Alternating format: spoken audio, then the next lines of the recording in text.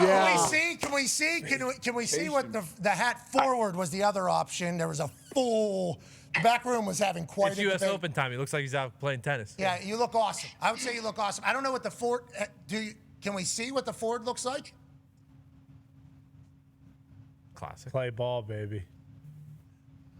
Play Ball Boston, Boston's best little charity. We fund inner city junior highs in and around Boston and Massachusetts. So there's your charity shout out for the day. Oh, great plug, too. Good man. Ford was that. Now we flip that thing backwards. Let's get to business as if it's over the top. Yeah, bingo. Okay? We just had it. Yeah, now we go. Let's talk a little bit about college sports. I appreciate you doing that. Shout out to what you're doing up there in Boston. Okay, so the Big Ten comes out and says, in our conference, on these grounds, if you went to the NFL, you're not allowed to play. Now, Big 12 said, us too. ACC and SEC are getting in on the conversation. Inevitably, does this mean anything? How does this have actual power and ruling? Because can't they all just get sued now? But there's just more lawsuits coming to the conferences as opposed to the schools or the NCAA or whoever else was getting sued in the past.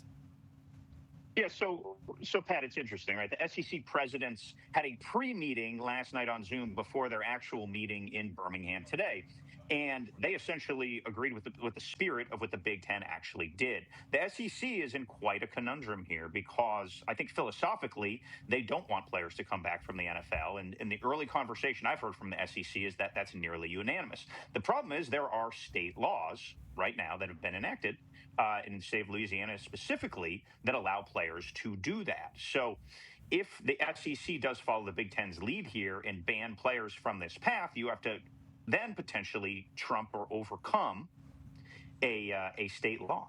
And that is obviously something you can't do. Everyone was aggrieved in the SEC about Charles Bediako, but it was a local judge that ruled Charles Bediako. And I remember calling people and said, well, just can't you ban him? Can't you? And they were like, no, it's literally, like the NCAA said, it's literally written in the law.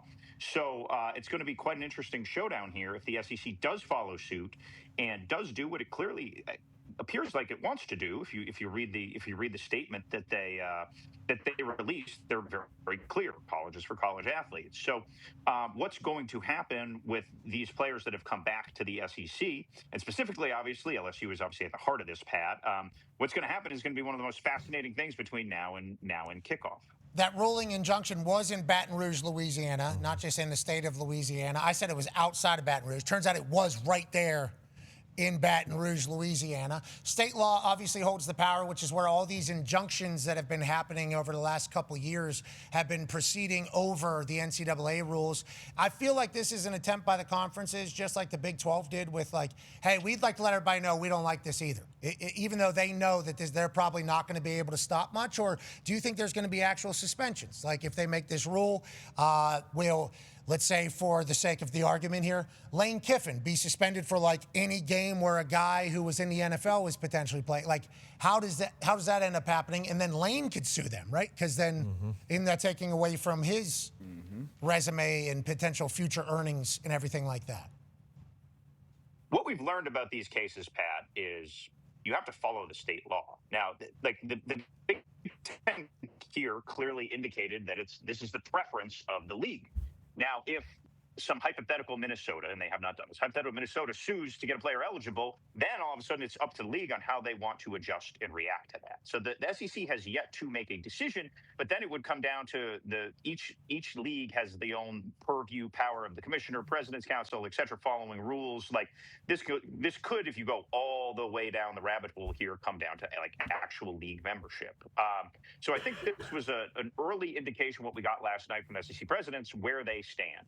Now, how they proceed and how they proceed from here is going to be very interesting and very closely followed because obviously LSU, has made clear. Now, again, LSU has not formally signed these guys yet. So that's another trick here, too, that like to go further down the road. The guys have verbally and publicly committed to LSU, but unless something's changed very recently, my understanding is they have not actually pen to paper inked them yet. So, it is a compelling boardroom conundrum right now, Pat, and it will be interesting to see the SEC's messaging out of this and what LSU has to say, within that boardroom because they're clearly on a different track from what the SEC presidents released last night. And again, that statement was interesting because it defaulted at the end, Pat, to where every single NCAA statement on all of these eligibility things is gone. It said, this is why we need to pass the Protect College Sports Act, right? Like that is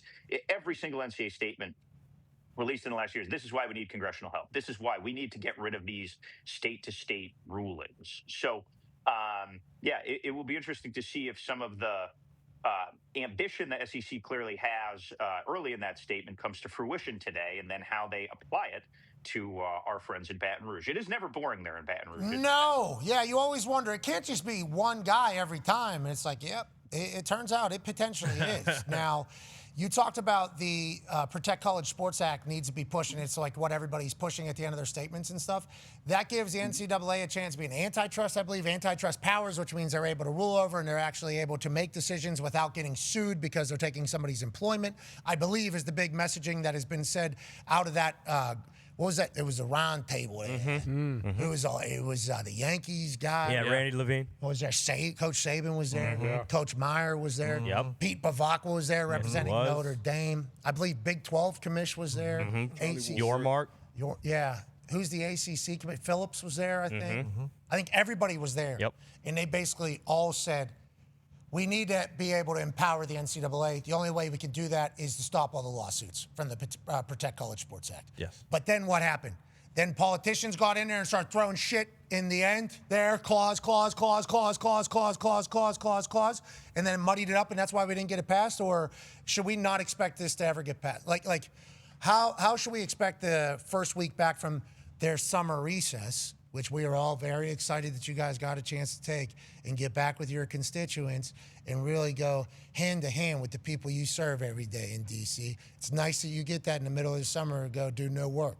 But we are thankful that you do that, and thank you for your service. When they get back, they're going to vote on this immediately, and we're going to get this thing passed, and we're going to have a rule by September? That is wrong, Pat. That is wrong. Okay. When they get back, it may finally reach the floor of the Senate, which then would go up for a vote. Allegedly, they have the votes. Politicians say they have the votes just for the Senate. And then you'd have to go through a complete other process with the House. And there's a lot less pessimism that this would pass the House. And again, once you get to the House, a bunch of things are going to get picked at, refined, redone, rejiggered. So I've been pretty clear on your show, Pat, about my pessimism of this actually getting through Congress or becoming law. And that pessimism has not waned. Yeah. Nice. I'm starting to become a little pessimistic. Yeah. I'm starting to think we got no answer in sight. I'm starting to think that what you said the other day is, if you're looking for stabilization, I'd suggest another sport. Yeah. And it does feel like we all just kind of live in the chaos. You more than anybody, because you're getting all the inside information from everywhere. But it's not just the Louisiana one. There was a Colorado ruling for the 5-for-5 thing that also ruled out or ruled in some people. Ty, with the last question for you, Pete. Yeah, Pete, with the Colorado ruling, I think it was Stephen Daly and Kellen Wyatt who were going back to Indiana who were ruled ineligible. But I believe you mentioned to us, like, that was Colorado. If they went and got a temporary restraining order in Indiana, then there is still a chance they would be able to play. Is that kind of just dead in the water now because the Big Ten has made their stance very clear, and any, if they move forward with that, it's almost like an act of war? Or do you think there is a chance that those guys will still pursue this and try to play for IU this year? So both of those guys, Ty, were injured. So to my knowledge, neither signed a professional contract. So they and their eligibility was up, so they didn't have to declare for the draft. So they may be able to come back via a state injunction. A lot of it, and literally the Big Ten ADs are they're meeting right now while we're talking about this, how the actual rule that's expected to get passed today reads is going to determine some of that. So those two would not be coming back from the NFL. Remember, Daly injured himself celebrating after the Ohio State win the Big Ten title game. And Wyatt had a pretty significant injury around week 7 or 8. So again, off the top of my head, neither of them actually signed NFL deals because they weren't healthy enough to do so. So that would, in my mind, and again, we're still operating in hypotheticals till we actually read the rule that's going to get passed today by the Big Ten. In my mind, there'd be some wiggle room for those guys. I like a little wiggle room happening. Yeah, that would help. Seems like there's always a little wiggle happening in college. There's a lot of wiggle in college sports, Pat. A lot of wiggle. You got a lot of wiggle too, pal. I think we did good with the hat both Yeah. ways. Yeah. And I'm happy we got to the bottom of that. You're the man, Authority. I'll see you on the road soon in Baton Rouge. Yeah. Cheers, Pat. What Cheers, time? man. What perfect. Pete Thamel. Try to knock me off my feet, still standing with more money than I came with. Goddamn, took a loss, but I'm still